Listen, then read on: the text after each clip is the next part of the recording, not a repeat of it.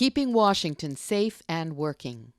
Chapter 1. Occupational Health and Safety. Carlos and Teresa have arrived for the first time in the state of Washington as guest workers under the H-2A visa. They do not speak English, and everything is new for them. Roberto, one of the most experienced workers, welcomes them. Hi, what's up? How are you doing? Is this your first time here? Well, yes, it's the first time we come. Hi, my name is Roberto. I'm Carlos. And I'm Teresa. Very nice to meet you. Welcome. Thank you. Oh, I'm so glad you speak Spanish. Because we don't speak any English at all. Well, we don't understand anything. Don't worry, there are plenty of people here who are able to interpret. What is really important is that you pay close attention and follow all the safety and health rules. They are very different from your country. Roberto is right. It is very important that you know and follow the occupational health and safety rules that exist in the state of Washington. Your safety, your life, and that of your co-workers could depend on it. In the state of Washington, the law says that the employer is responsible for your safety while you are working. The employer must also provide you with safety training free of charge and within your work schedule. The training must be specific to the type of work assigned to you. Each job is different.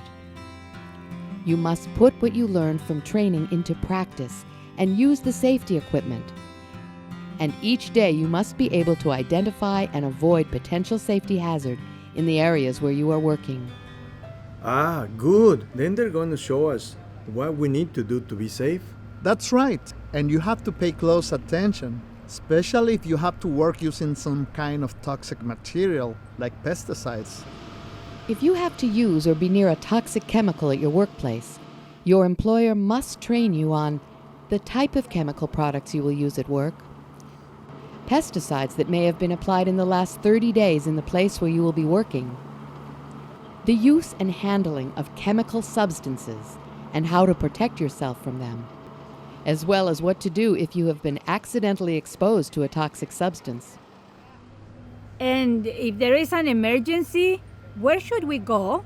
It depends on the emergency, but it's very important that you first identify which part of the ranch, orchard, or packing house you are in to know where you need to go. If you are in a building, you must be familiar with the evacuation map. Know what the emergency telephone numbers are. Always know the emergency action plan at your workplace. And in case of fire, evacuate the area immediately. What if an accident happens to us? If you are injured or get sick because of your work, you must report it immediately to the owner, manager, or supervisor. Find where the first aid kit is and identify the person trained to use it. Always have all emergency numbers on hand and find immediate medical assistance if it's an emergency.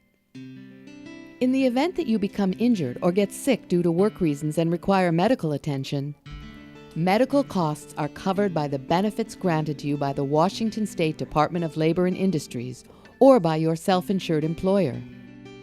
If you do not speak English, you have the right to have an interpreter at no cost to you. Your doctor and you will determine if it is required. If so, your doctor will choose and schedule the interpreter. Some doctors have an interpreter in their office. You could have different interpreters at different appointments. And if you see any situation that you think is unsafe or that someone is working without protection or at risk, report it immediately to the owner, manager, or supervisor. You must always use the personal protective equipment the employer has to provide you. And make sure you use it and clean it as you were taught in the training. Hey, and if we are working in the field, is there anywhere to go to the bathroom? Of course, there are bathrooms, places to wash your hands, and places to drink water. According to the law in Washington State, restrooms in agricultural fields must be located within 1/4 mile from the workplace. And employees must be given reasonable time to go to the bathroom within their work period. Bathrooms must be kept clean, in good sanitary conditions, and with enough toilet paper.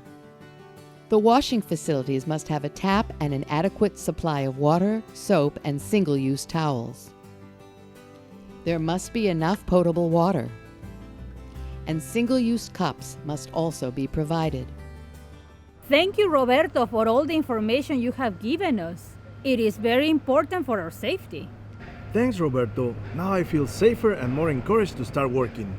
Very good. But remember that although we all come with a lot of desire to work to support our families, our safety and well-being must come first.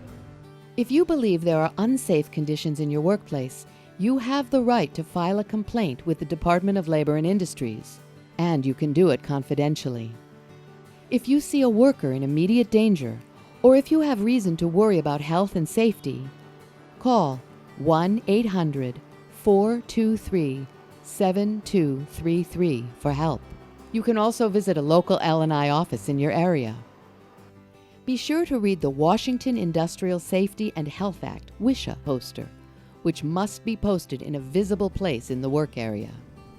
It is very important that you know that your employer cannot discriminate against you, retaliate against you, or dismiss you for exercising your safety rights at work, such as expressing your concern about an occupational health and safety issue at work, refusing to perform a task when certain conditions of danger exist for you or someone else, having filed a complaint about a safety or health hazard in the workplace with DOSH, OSHA, the local Department of Health, the Fire Department, or any other government agency.